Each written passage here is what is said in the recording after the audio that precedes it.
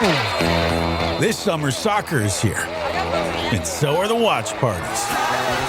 And Uber Eats has your game day essentials covered with 30% off orders from Aldi, Kroger, and Dollar General. Everything you need to keep your crowd happy, delivered straight to your door.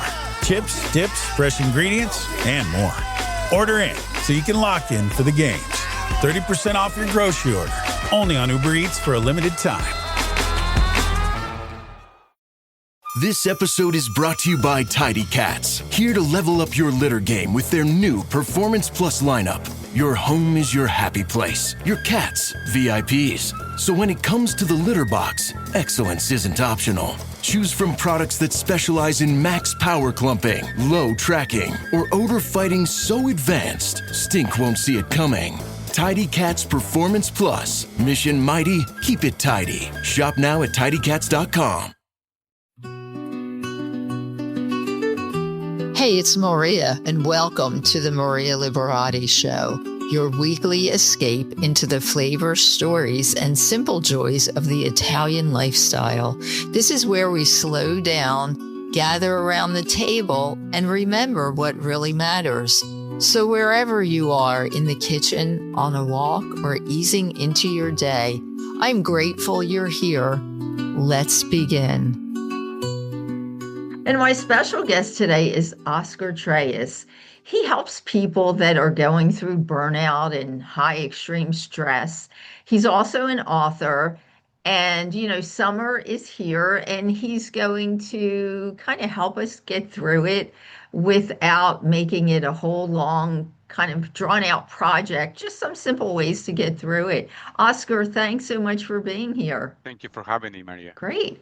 So I know I was talking to someone else about this. People think of summer as just being really relaxing and everything, but summer can be stressful too, right? It can be. I mean, we don't want to turn summer into a whole project. Obviously, we want to spend some more time outdoors, time with family, maybe time away from work, especially if Right. we are, saving this precious time just for that.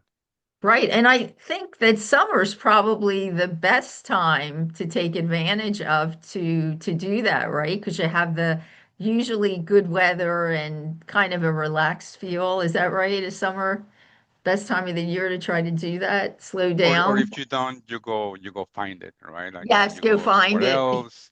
I mean, I host retreats sometimes for people that are looking to put some distance between their uh, normal life, because sometimes that's necessary Right, to if we're talking about recovering from burnout, for example. It's hard to do it in the same environment that creates the problems that lead to that, right. but in the summer you might not need to go that far away, because to your point, the weather generally is better. There's more time to spend with friends and family.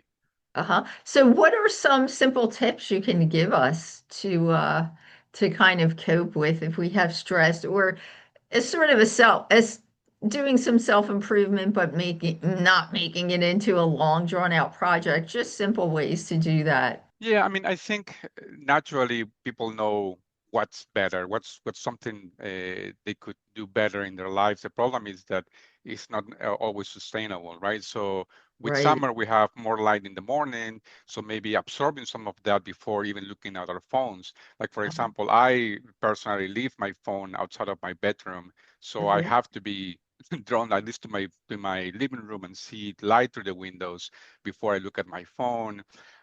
Maybe walking before or after a meal. Uh-huh.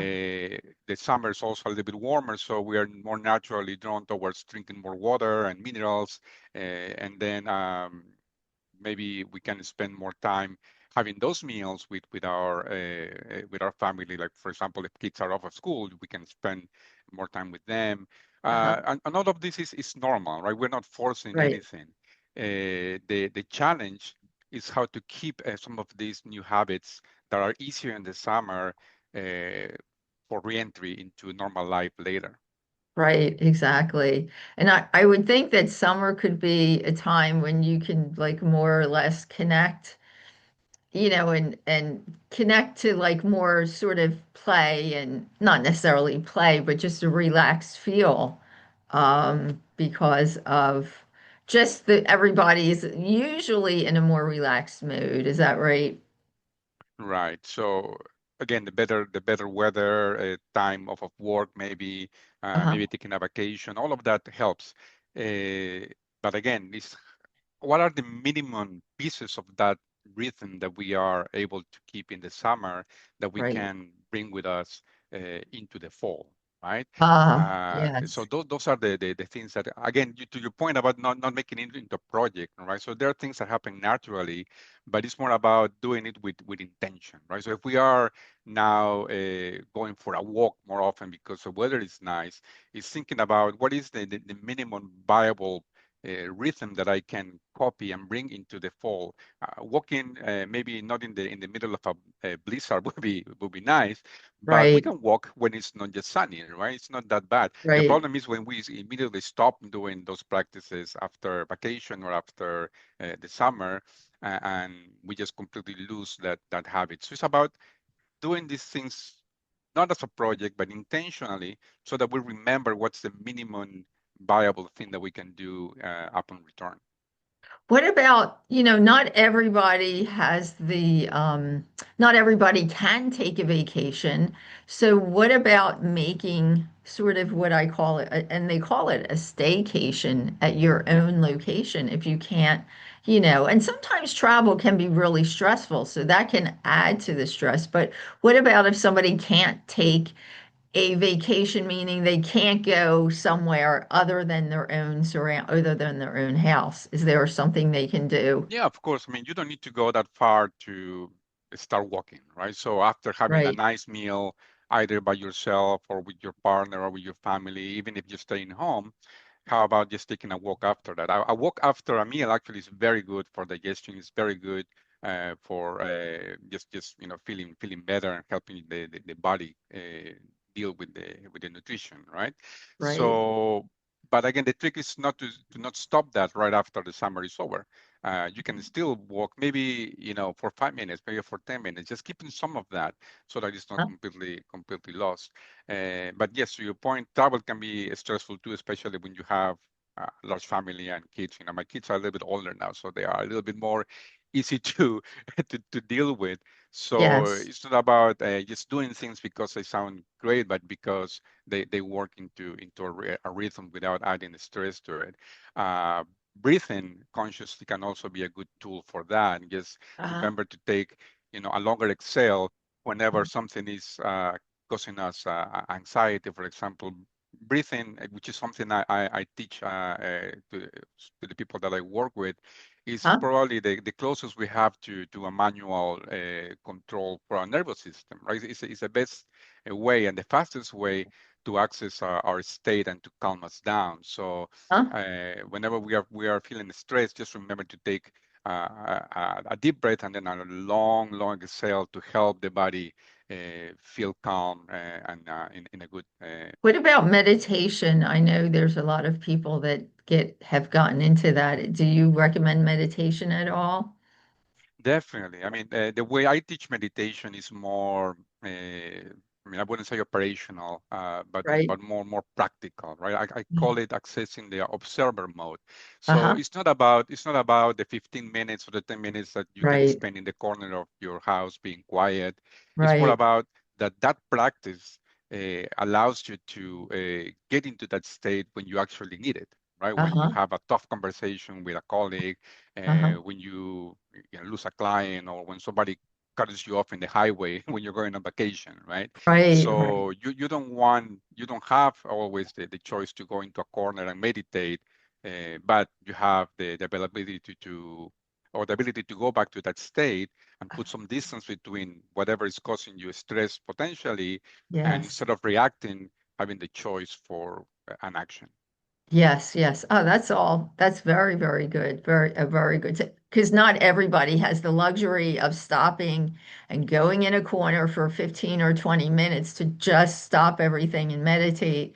So that's really a great idea. Very good. Any other tips now that summer's here before we go? We're almost out of time. Anything else? Yeah, I mean, in general, summer offers us an opportunity to slow down. right? Right. So everything we do to kind of be more intentional about what we're doing, regardless of whether we are going far away from home or staying home and in a staycation. It's just being more intentional and taking pleasure in the availability of more time, better Uh-huh. weather, and all these things. But also thinking about what is it that you can carry successfully into your normal life once summer is over, right? Because Right. the trick is keeping it. Summer Yes. is great to get new habits going. We just Right. want to lose them afterwards. Exactly. That's a good point. So you want to keep it going even after summer, keep that feeling, that state of relaxing and doing the deep breaths and like you said, walking after a meal. And when it becomes winter, if it's raining outside or snowing, you can actually walk in your own house, just kind of walk around and Absolutely. walk up the stairs and do that type of thing. So I try that all the time when you get snowed in, but all great tips. So deep breathing, walk after meals, and just be mindful and try to relax. All great tips. Oscar, I know people can find you at Oscar Trelles. That's TRELLES.com, right? That's right. And I'm also launching a book in October. If Yes. people are interested, the book is called The Human OS Manual. And it's Okay. about how self-improvement sometimes can be hard to achieve when we ignore the system underneath that is running everything else. I mean, right now, everybody talks about technological innovation and AI, but sometimes we forget about the oldest system that we have, which is a human operating system. So the book Exactly. comes out in October, and you can October. find more information in thehumanosmanual.com. Okay, great. Thank you so much for being here. And hopefully, maybe we can talk to you once the book's released too. Have you on for another interview to talk about the book. I would love that. Thank you so much for having me, Maria. Okay, thank you. Are your ad campaigns lighting up the dashboard, but not the pipeline? That's bullspend, and marketers are calling it out in Dashboard Confessions. My boss asked for results, so I opened my dashboard for the only positive sounding metric I had: impressions.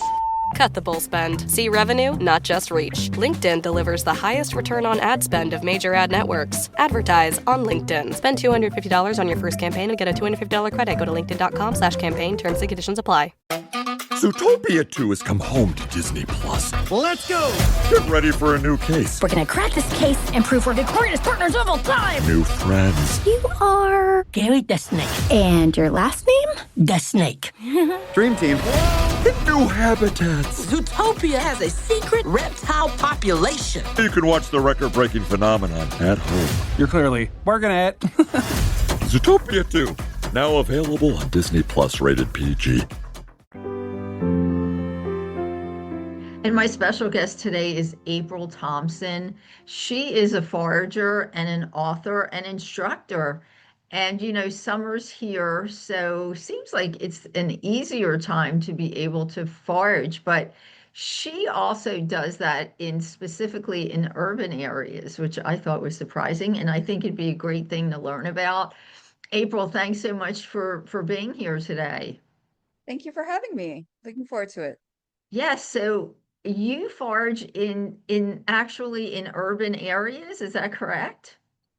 I absolutely do. I live in Washington, D.C., and I don't have a car. I've lived in cities pretty much all my life, and so this is my milieu. And for me, it's also just kind of a practical thing to be able to walk outside my door and be able to find free food. And believe it or not, on any given city block, you can probably find a good 5 to 15 to 20 things that at any given time of year you can identify and prepare. And of course, some places you may not want to forage from, and we can talk about that. But part of the journey starts with just being able to identify. Yeah, exactly.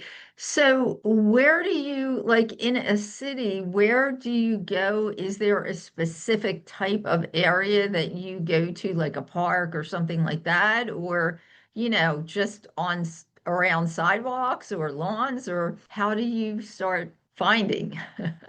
Yeah, great question. There are lots of different places. And again, part of this does come back to identifying safe and Right. legal and ethical places to forage. Right. Yes. Um, my upcoming book, Urban Foraging of the Mid-Atlantic, actually organizes that into different habitat. And these habitat are a little bit constructs, right? Because we're talking in part areas that are cultivated or developed by humans, but it kind of can give you a framework for where to look. And so some of those places include lawns and backyard gardens, because there are a lot of edibles that are nutritious and in some cases medicinal also, that Right. like those disturbed urban soils. And if Right. it's your own lawn and backyard, you also kind of know if you have whether or not you're using pesticides or other things to Right. avoid. So that's an easy place right there. Hmm. I am a founding member of a community garden in my neighborhood, Uh-huh. and we have a lot of weeds that come up in raised beds and garden beds, specifically alongside our cultivated veggies and so forth, Hmm. that are also, I know exactly again what goes into our soil and feel Right. comfortable foraging that. Right. You've also got a lot of planted street trees that Mhm. can bear delicious fruit and nuts. Here in Washington, D.C., we have a lot of serviceberry Uh-huh. trees, Mhm. otherwise known as Juneberry, because they ripen in June, depending on the part of the country that you're in. Uh-huh. And those are absolutely delicious. Huh. And a lot of people overlook them because they may not be familiar with Right. something that you don't see commercialized in a grocery store. Yes. And if I could highlight one other milieu or habitat, that would be your urban woodlands and Uh-huh. forests. And of course, you need to make sure that foraging is allowed and that, Yeah. no herbicides, et cetera, are used. But Right. here, in many of our cities, you do have some nice parklands. Mhm. In some cases that may also have invasive plants that your local ranger would be happy for you to remove, like garlic mustard, which is highly nutritious, but it also crowds out other native species. Huh. What about, so I have a question. My grandfather, who is from Italy, used a lot of dandelion. He made all kind like dandelion soup. And I can just remember him. He lived in the city, but we were in suburban areas, so he would love to come up to our house, and he would be picking all the dandelion greens like that we had on our lawn. Is that safe to do? Absolutely. I love the idea, the example of a dandelion Uh-huh. because, well, for a few reasons. One, all the parts of a dandelion are edible, and the dandelion Oh, is they edible are. raw Uh-huh. or cooked, and that's something to be aware of when you're foraging. Right. What parts are edible? What time of year? Does it need to be prepared in any particular way? Mhm. And by the way, some of those, Italian ancestors that came over to the United States intentionally brought dandelions because it was an important plant, both medicinally and nutritionally. And Right. somewhere along the line, it's kind of becomes this maligned plant that people want to just, rip out of their lawns. Right. And yet, it actually the taproot that a dandelion puts down in its second year actually can help aerate the soil. So if you're Huh. like, oh my gosh, I need to get rid of this to have this pristine lawn, well, actually Right. those dandelions can be doing your lawn a favor too. And so that's How part of about my that? messe too, is like Uh-huh. learning to coexist with some of Coexist. these, so-called weeds and invasives, Right. which, it's a complicated topic, but Right. they're not going away anytime soon. And so when Right. we can take advantage of these things that have maybe gotten the upper hand in our urban Mhm. environments, Huh? and get some free food and medicine, why not? Right. So people are putting all these specific types of chemicals to get rid of dandelions, and they are actually good for their lawn, is what you're saying, right? Absolutely. And dandelions are really, I didn't really appreciate it when I was young, but I do know, and I've actually bought dandelion greens at specialty places because they are so healthy for you. They're quite expensive too if you buy them, so it's better to get them on your own lawn. And There I you did go. not know, I did not know they were edible. So let's see, we have dandelions, you said, and you said that plant called garlic mustard. Is that right? Yeah. So garlic mustard is something that you find in the understory, particularly in woodlands. I don't see that Uh-huh. growing so much in garden beds, but Right. you'll definitely find it a lot in the urban forests and just forests in general. Uh-huh. That's native to Eurasia. It has a really high nutritional profile. It is a bit on the strong side. It has a Uh-huh. little, obviously a little garlicky flavor, but also a little bit of bitterness, but Uh-huh. good in a pesto. And that is, it's in the same family as your brassicas, Right. your kale and mustard greens and so forth. So how can people, because I know there are some plants that are poisonous, berries that are poisonous.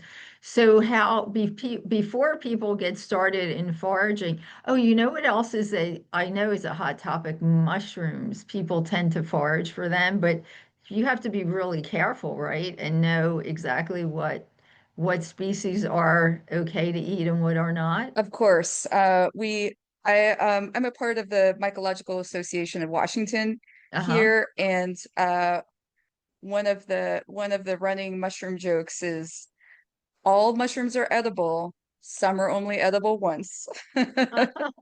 Oh, yes, So exactly. little dark humor, but Yes. there's humans have been eating, wild plants and fungi for millennia, and Uh-huh. there is a process for learning and safely identifying Right. both mushrooms and plants. Uh-huh. And yes, you do need to respect um the plants and the fungi Uh-huh. and that knowledge, but you don't have to be a botanist or a mycologist to be able to Right. safely identify these things. Just like Maria, you can safely go out and identify a dandelion, right? Right. Uh-huh. There are things, different characteristics, not just visual, but even the scent, both with mushrooms and with plants, that can Uh-huh. help distinguish one from another. Uh-huh. The the the feel, the texture, in some cases, the taste, Right. which you're not going to, not encouraging people to just go around and taste things, but Right. there are some mushrooms, for example, that we do something called the nibble and spit test Uh-huh. when we're talking a type of mushroom called a bolete, Right. and that taste can be the difference between identifying something that is palatable and not. Oh. So yeah, so there's lots of different tools, and often one of the things that I encourage is triangulation of information. So Uh-huh. not relying just on one plant characteristic or one plant identifier app, which I highly recommend that people use an app called iNaturalist, which is a citizen science app. It's Uh-huh. free. It's run by a nonprofit that does all sorts of interesting data with Mhm. the observations that you upload. Right. Go out with a forager, join foraging groups where if you're not sure of something, you can kind of do a knowledge check. But bottom line, we say be 100% sure 100% of the time. Uh-huh. If you're not sure, there's no reason, unless you are lost in the woods or we're in the zombie apocalypse, as I joke, Right. that you need to be taking chances with that. And if you follow those rules and you kind of learn one plant or mushroom at a time, you'd be surprised how quickly you can really rack up a lot of different species under your belt that you can Uh-huh. safely and confidently identify in the field. And I'm constantly having people who are on my workshops and walks write me later and excitedly and say like, "Oh my gosh, I went home and I saw five to seven things that you talked about in class, and now I know that this is in my backyard, and thank you so much. And then they go on to, tell me things that they cooked with that. So, Uh-huh. you know, you need to respect these wonderful plants and fungi in our environment, but also not be afraid of foraging. And it just opens up a world of flavors and textures and dietary diversity that I think we could all use. Oh, definitely. Yeah, because people tend to think that the only vegetables and fruits that are out there are what you see in the supermarket, but that's just Mhm. really so limited. And they only sell what will last on the shelves for a period of time and what's profitable.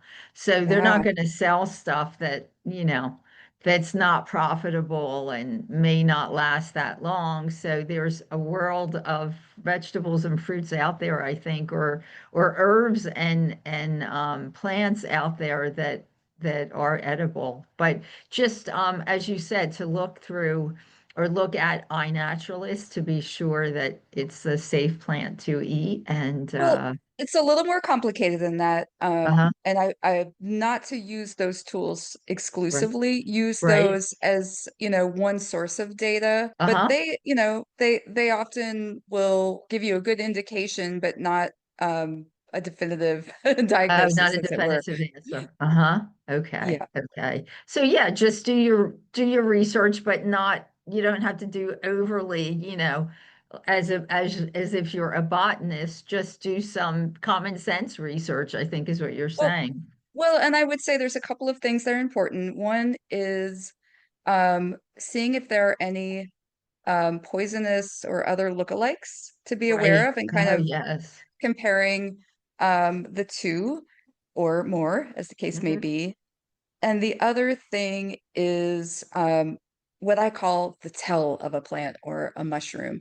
Is Uh-huh. there a particular characteristic that really sort of sets it apart from other things that can help sort of seal the deal with an identification? For example, in the allium genus, which Uh, covers your garlic and your mustard and I'm sorry, your garlic, your leeks, your onions, and so forth. uh-huh.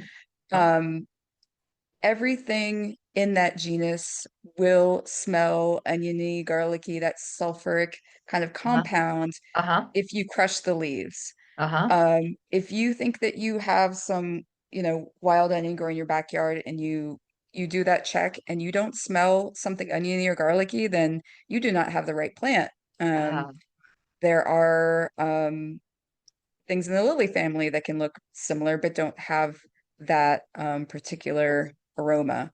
So uh-huh. those are kind of things that you learn over time that can kind of help guide you. All mint family plants Uh-huh. have square stems. If you look at the stems, they actually have sides to them. And Huh. the mint family includes like all of our culinary herbs and then a lot of other things, catmint and other things that get used as just ornamentals. And Mm-hmm. those are really, generally safe plants. So also Mm-hmm. knowing kind of your plant families, the carrot family is another example where there are, as I say, both friends and foes. Mm-hmm. Some deadly plants as well as, your edible carrots. And Right. so if you kind of get to know some of the general characteristics of some of these plant families, that really can help guide you too. So it's kind of, looking at these things in tandem. And I know that can sound overwhelming when you get started, but again, go back to that dandelion. You can start with just even one plant that you can safely identify. And honestly, with dandelions, there's, I can think of a dozen different things that you can do with the different parts of a dandelion. So, Oh, yeah. you can just start kind of with something that you feel safe and comfortable with. David. I was just going to say that. I was just going to say, do you think it's a good idea, which it sounds like it could be, is to start with one that you really want to get started with and get yourself like really familiar with, the right one to pick and all the characteristics and all that, instead of going out there and it's like, I'm going to just look for everything, anything. So it's Yeah. a smart idea, probably, from what you're saying, to start with one, possibly dandelion, which sounds like it is an easier one, and just try to identify that and then try to cook something with it and go from there. That's great. So we're almost out of time. I know you have a book coming out, you said next year. Yeah. It is entitled Urban Foraging the Mid-Atlantic. Okay. So that it's set up as a field guide with I think about 75 different plant and mushroom species. It goes into, identification as well as uses and some fun natural and cultural history. Right. And then it's also got a lot of resources for those people who are on the East Coast or the Mid-Atlantic area to continue your learning, things like restaurants where you can try out wild foods, wild food purveyors and Oh, that's foragers to great. learn from and so forth. So Right. And I know you have a newsletter. You said it's a free newsletter. Why don't you tell people that? sure, yeah, that's called The Wildlife. I put that out once a month. And I'm frequently on the road exploring wild foods wherever I go. So I'll talk about what I'm finding here at home in Washington, D.C., as well as all around the world. Around the world. And you can find that at my website, aprilwrites.com. I have a news and events tab, and if you click that, you can see all of my archives as well as a link to sign up. Great. All right, April, thank you so much. And hopefully we'll have you back in the near future. Maybe when your book comes out, you'll visit again. That sounds wonderful. Thanks for having me, Maria. You're welcome. Thanks again. Study and play come together on a Windows 11 PC. And for a limited time, college students get the best of both worlds. Get the Unreal College Deal. Everything you need to study and play with select Windows 11 PCs. Eligible students get a year of Microsoft 365 Premium and a year of Xbox Game Pass Ultimate with a custom color Xbox wireless controller. Learn more at windows.com/student offer. While supplies last. Ends June 30th. Terms at aka.ms/collegepc. I wrote a little song to remind you, Choice Hotels get you more of the experiences you value. The Cambria Hotel's got it all. A rooftop bar, have a ball. Bring a date, your squad, or even your mom. Book direct at choicehotels.com. Thanks for listening to the Maria Liberati Show. And thanks, as always, to my producer, Britton Roselle, and this week's special guest. And just to mention, I'm doing my annual summer guide. So this is the best of products of 2026 for the summer. And I just want to mention that companies do send me their products to try out and review. And I do only recommend the ones that I love, and they will be on the website, the MariaLiberatisShow.com. Also, you'll be able to see more info and my review on these products. But here are the first products. Each week throughout the summer, I'll be giving you some products that I've got a chance to review and that I really love. So Crush and Sniff, they're these great mats that you can put in your car or your truck, and they actually emit a fragrance. So that's crushandsniff.com. Gigawatt Coffee, they also have cold coffee in cans. And I just love the ground coffee. Actually, the whole bean is what I love. I ground it. But the ground coffee is just as good. I just love to grind the beans as I make a cup. It's really smooth. It's a great coffee, Gigawatt Coffee. And they do have decaf as well as regular. High Bar Solid Cleanser is a great soap bar, but it's anti-soap. It's oil. It's an oil bar that you use to cleanse your face, and it's got a lot of different things in it along with hyaluronic acid and oils, and it's a great way to cleanse your face without stripping your face of the oils and adding some things to your skin. Asta Daily is an astaxanthin supplement. It's a daily supplement. It's an all-in-one formula. And a company called Mamonde, and I'm hoping I'm pronouncing it correct. It's Mamonde. They have two products that I just love. The Flora Glow, which is like a mask, and it's a skin mask. And they have another one called Calming Shot, which is actually Vaseline that you can put on your face. And I love those products for my skin. So check those products out. They should be on the MariaLiberattiShow.com in our Best of Products guide. So as I said, I'll be adding products each week, and we'll be talking about products each week. And if you'd like to recommend a product that you think is a great product, especially for the summer, you can always email us at info@themarialiberattishow.com. And as always, you can find me at marialiberatti.com. You can also find me at Instagram at Maria Liberatti, on Facebook at Chef Maria Liberatti, on Pinterest at Maria Liberatti. On YouTube, I have my channel for the podcast. It's the Maria Liberatti Show. On Twitter or X at Maria Liberatti. And let's see, you can also find my Gourmand World award-winning book series, The Basic Art of Italian Cooking, at Amazon and Kindle, where you can also find audiobook versions of the books. And you can also find some of the books on barnesandnoble.com. And you can also see the books on my website at marialiberatti.com. And until next week, peace, love, and pasta. Thank you for spending this time with me today. I love these moments we get to share, slowing down, savoring a story, and finding beauty in the simple things that make life feel full. If today's conversation inspired you, comforted you, or gave you something to think about, pass it along to someone who might need that same feeling. And until next time, keep savoring the small moments, keep nourishing your life with good food and good stories, and keep embracing the art of living well. And please subscribe. I'll see you soon.